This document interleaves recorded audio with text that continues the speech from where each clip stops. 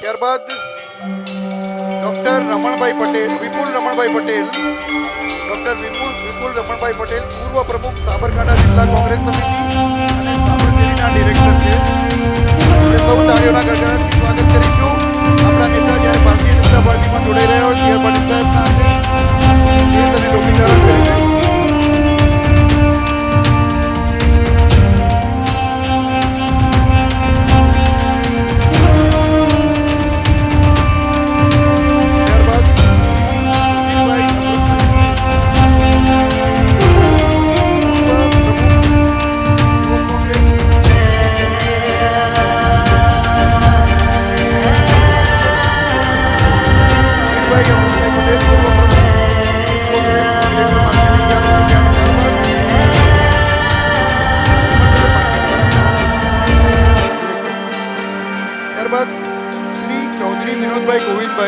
પૂર્વ પ્રમુખ ખેરાલુ તાલુકા કોંગ્રેસ તેમજ તેઓ પ્રિન્સિપાલ છે મ્યુનિસિપલ હાઈસ્કૂલ ખેરાલુ, ડિરેક્ટર છે તાલુકા ખરીદ વેચાણ સંઘ.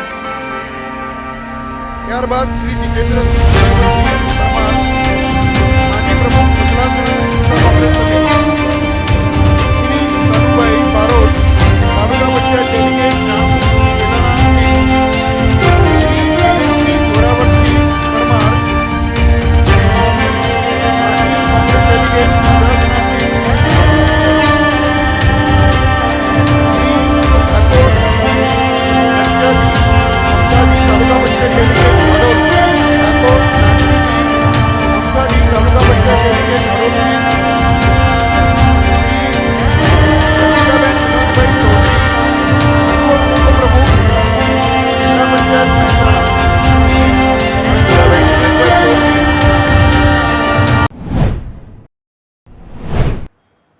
કોઈ એક રાજકારણી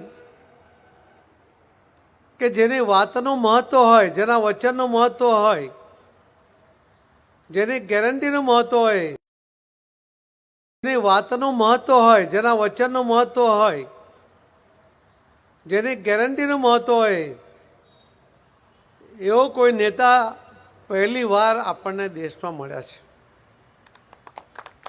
અને પણ ગુજરાતના છે એટલા માટે આપણા માટે ગૌરવની વાત પણ છે.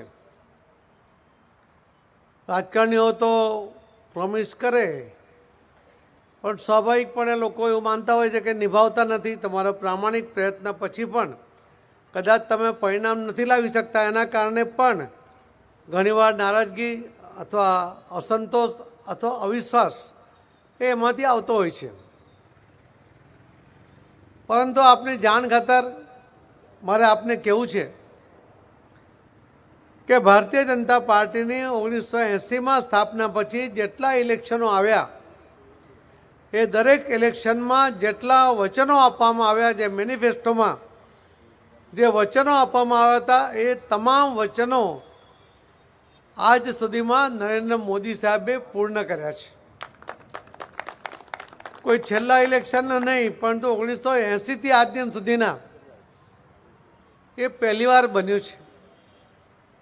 મારે તો આપને એ પણ કહેવું જોઈએ કે 30 વર્ષ પછી 2014માં પહેલી વાર કોઈ એક પાર્ટીની સૌથી વધુ અથવા તો બહુમત સાથેની સરકાર બની, એ નરેન્દ્રભાઈ મોદી સાહેબની બની. અને એમણે છેલ્લા 30 વર્ષમાં સરકાર ગમે તેની હશે પણ એમણે જે ખાતમુહૂર્ત કર્યા હતા એ તમામ કામો પણ પૂર્ણ કર્યા. એ કોણે ખાતમુહૂર્ત કર્યું હતું, કેમ કર્યું હતું, એના લપમાં પડ્યા વગર એમનો મંત્ર હતો કે જ્યારે પણ જે પણ પાર્ટી આનું ખાતમુહૂર્ત કર્યું હશે ત્યારે એ વિસ્તારના લોકોની જરૂરિયાત હશે, એમની માંગણી હશે, અને માંગણીને ધ્યાનમાં લઈને મત મેળવવા માટે જે તે પાર્ટીએ કદાચ ત્યાં ખાતમુહૂર્ત કર્યું હશે પરંતુ આગળનું કામ નહીં કર્યું. જરૂરિયાત એ વિસ્તારની આજે પણ ઊભી છે અને જરૂરિયાત પૂરી કરવી એ આપણે સરકારનો પ્રથમ એની જવાબદારી છે. અને એટલા માટે 2014થી 2019માં છેલ્લા 30 વર્ષમાં જેટલા ખાતમુહૂર્તના કામ અધૂરા હતા કે શરૂ થયા નહોતા, એ બધા જ કામ મોદી સાહેબે પૂર્ણ કર્યા છે. એ પણ મારે આપને કહેવું છે. આપ જ્યારે જોડાઈ રહ્યા છો ત્યારે કોઈ આપને પૂછે કે શું કારણ છે તમે છોડીને પાર્ટી છોડીને કેમ જાઓ છો, ભારતીય જનતા પાર્ટી સાથે કેમ જોડાઓ છો, ત્યારે તમારા મનમાં એક સ્પષ્ટતા હોવી જોઈએ કે એવા એક નેતૃત્વની સરકાર કે જેની ગેરંટી એ નરસિંહની હુંડી જેવી છે. અને એટલા જ માટે જેમ કોઈ ગેરંટી આપે, કોઈ હુંડી આપે ને હુંડીનો અમલ થાય, એની સામે એને વળતર મળે, એ જ પ્રકારે આમાં પણ જે ગેરંટી મોદી સાહેબ આપે એ તમામ કામો સરકારમાં પૂર્ણ થાય, લોકોની અપેક્ષા પૂર્ણ થાય. અને તમે બધા જ આજ દિન સુધી ભલે કોઈ પણ પાર્ટીમાં કામ કર્યું હશે, એ પાર્ટી ખરાબ છે એવું પણ મારે કહેવું નથી. હું કોઈ દિવસ કોઈ પાર્ટીની ટીકા કરવામાં માનતો પણ નથી. પરંતુ તમને જ્યારે વિશ્વાસ થયો કે ભારતીય જનતા પાર્ટી વિચારધારા સાથે ચાલે છે, લોકોના હિતમાં કામ કરે છે, તમે બધા પણ લોકોના હિતમાં કામ કરવા માંગો છો, તમને પણ એવું મજબૂત માધ્યમ જોઈએ છે, અને એટલા માટે તમે આજે અમારી સાથે જોડાયા છો. આપ સૌના વંદન સાથે હું આપ સૌનું સ્વાગત કરું છું. અને તમે નિરાશ નહીં થાઓ. તમે જે લોકોના કામ કરવાની ઈચ્છા સાથે આજે જ્યારે આગળ આવ્યા છો, આપના દ્વારા તમારા વિસ્તારમાં, ગુજરાતમાં અને દેશમાં જે મજબૂત સ્થિતિ નિર્માણ થાય એમાં તમારું પણ યોગદાન હોય એવી આપની પાસે પણ મારી અપેક્ષા છે. આજે મોદી સાહેબે 2 દિવસ પહેલાં આખું વાતાવરણ રામમય હતું. દેશમાં તો ઠીક, દુનિયામાં અલગ અલગ જગ્યાએ વસતા હિન્દુ ભાઈ બહેનો એમણે પોતપોતાની રીતે રેલીઓ કાઢીને, રંગોળીઓ કરીને, ફટાકડા ફોડીને, પ્રસાદ વેચીને, ભંડારા કરીને દેશ અને વિદેશની અંદર જે રીતે વાતાવરણ બન્યું એ જ બતાવે છે કે આ દેશ અને દુનિયાના લોકોની અપેક્ષા હતી કે ભગવાન રામ, જેમનો જન્મ પવિત્ર ભૂમિ અયોધ્યામાં થયો હતો, એમના જન્મ સ્થળ ઉપર એક ભવ્યાતિ ભવ્ય મંદિર બને, એ અપેક્ષા એ મોદી સાહેબે પૂરી કરી છે. અપેક્ષા પૂર્ણ કરવાને કારણે બધાની પ્રતીક્ષા પણ પૂર્ણ થઈ, અને પ્રતીક્ષા પૂર્ણ થતાની સાથે જે આપણી ઈચ્છા હતી એ ઈચ્છા પણ પૂર્ણ થઈ, અને એના કારણે એક ભવ્ય મંદિરનું નિર્માણ થયું. પણ ફક્ત ભવ્ય મંદિરનું નિર્માણ કરવું મહત્વનું નથી. મંદિર નિર્માણ વખતે ખૂનામરકી થાય, પથ્થરમારો થાય, એકબીજી કોમ સામે આવે, એ સ્થિતિ પણ નરેન્દ્ર મોદી સાહેબને મંજૂર નથી. અને એટલા જ માટે સુપ્રીમ કોર્ટના ઓર્ડર પછી પણ એમણે સીધું બાંધકામ કરવાને બદલે બધા જ લોકોને, બધા જ આગેવાનોને, બધાને વિશ્વાસમાં લઈને કામ શરૂ કર્યું. એના કારણે જ્યારે આ ભવ્ય રામ મંદિર નિર્માણ થયું ત્યારે એક કાંકરી ચાળો નથી થયો. એ જ બતાવે છે કે આ રામ મંદિરની અંદર આખો દેશ એક સાથે, એક તાતણે જોડાયેલો છે. હું તો એનાથી આગળ જઈને પણ આપને કહીશ કે આપણે રામને ભગવાન તરીકે પૂજે છે, ભગવાન શ્રી રામ. પણ ભગવાન રામનું મંદિર બને, પણ ભગવાન રામ તો અયોધ્યાના રાજા પણ હતા, તો રાજાને અનુરૂપ મંદિર બને. અને એટલા જ માટે જે મોદી સાહેબે કહ્યું ને કે ટેન્ટમાંથી રામ આજે મંદિરમાં આવ્યા છે, અને મંદિર કેવું છે તો રાજાને શોભે એવું છે. એટલા જ માટે આખા દુનિયાના જે શ્રેષ્ઠ મંદિરો છે એમાં એક આ વધુ મંદિરનો ઉમેરો થયો છે, અને એના દ્વારા ભવ્ય મંદિર ગઈકાલે 5 લાખ લોકો અયોધ્યામાં હતા. તમે કલ્પના કરો કે આવી સ્થિતિમાં, આવી ઠંડીમાં જો 5 લાખ લોકો ત્યાં પહોંચે તો એમના મનમાં શ્રદ્ધા કેવી હશે.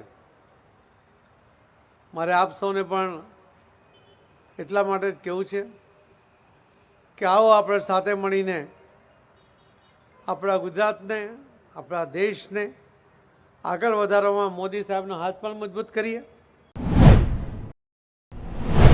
કે જનતા જનાર્દન છે, ગુજરાતની જનતા જુએ છે અને મને પૂરો વિશ્વાસ મારી વહાલી ગુજરાતની જનતાના અંદર છે કે જરૂર આનો નિર્ણય એ ગુજરાતના લોકો જ કરશે. અને આ જે અત્યાચાર કરીને શાસન વ્યવસ્થા જેણે પણ ચલાવી, ચાહે એ કંસ હોય કે રાવણ હોય, કોઈ ભાજપના નેતાને કંસ કે રાવણ નથી કહેતો, પણ રાજ્ય શાસનની વાત કરું તો કંસને પણ અત્યાચાર કરીને પ્રયત્નો કર્યા પણ શાસન સલામત ન રહ્યું. રાવણે સાચું બોલનાર પોતાના ભાઈને પણ, વિભીષણને પણ ન માન્યું અને સોનાની નગરી, લંકેશ, સત્તા બધું જ હતું, છતાં એ પણ ન રહ્યું. અહંકાર કોઈનો ટકતો નથી. શાસન આવે, સત્તા મળે તો એ લોકો આપે છે. આંબા ઉપર કેરી આવે તો આંબો નીચો નમે છે. એમ સત્તા મળ્યા પછી વિનમ્ર બનીને લોકસેવા કરવી જોઈએ. વિરોધ પક્ષને પણ એ જ માન સન્માન આપવું જોઈએ, નહીં કે એમને ખોટી રીતે પરેશાન કરવાના, બદનામ કરવાના, તોડવાના, ધમકાવાના, ખરીદવાના. આ તંદુરસ્ત લોકશાહી નથી. અમરીશભાઈ માટે તો એવું કહેવાય છે કે અર્જુનભાઈ સહિત 5 નેતાઓ ભાજપમાં જઈ રહ્યા છે, એના માટે શું કહેવું? કોઈ જઈ નથી રહ્યું. કેટલીક વાતો પણ થતી હોય છે. મારા સાથે કામ કરનારા સનિષ્ઠ આગેવાનોને કોઈને કોઈ રીતે બિનપાયાદાર રીતે પણ ક્યાંક બદનામ કરવાનું કામ થાય છે. કોઈક ગયા છે, એમને મારા સાથે વાત પણ કરી છે, રડ્યા છે કેટલાક લોકો. એમને જવું નથી, કોઈ તકલીફ નથી, પરંતુ લોકશાહીમાં અથવા રાજનીતિમાં કેટલાક સિદ્ધાંતોમાં જેને બિલો બેલ્ટ કહેવાય, એટલે કે એક હલકી પ્રકારના કોશિશ નહીં થવી જોઈએ.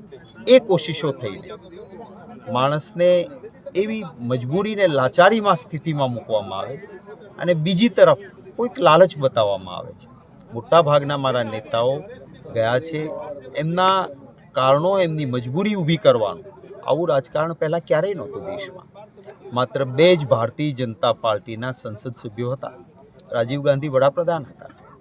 એમણે ધાર્યું હોત તો એના પાછળ ઇન્કમટેક્સ, ઈડી, સીડી બધું કરીને એમને 2ને કોંગ્રેસમાં લઈ આવીને કહ્યું હોત કે ભાજપ મુક્ત લોકસભા થઈ, પણ નહીં. એમણે કહ્યું કે આ 2 છે, મારા માટે એક મજબૂત વિરોધ પક્ષ છે, એને એ જ માન અને સન્માન મળવું જોઈએ જે એક મજબૂત વિરોધ પક્ષને મળે. આને તંદુરસ્ત લોકશાહી કહેવાય.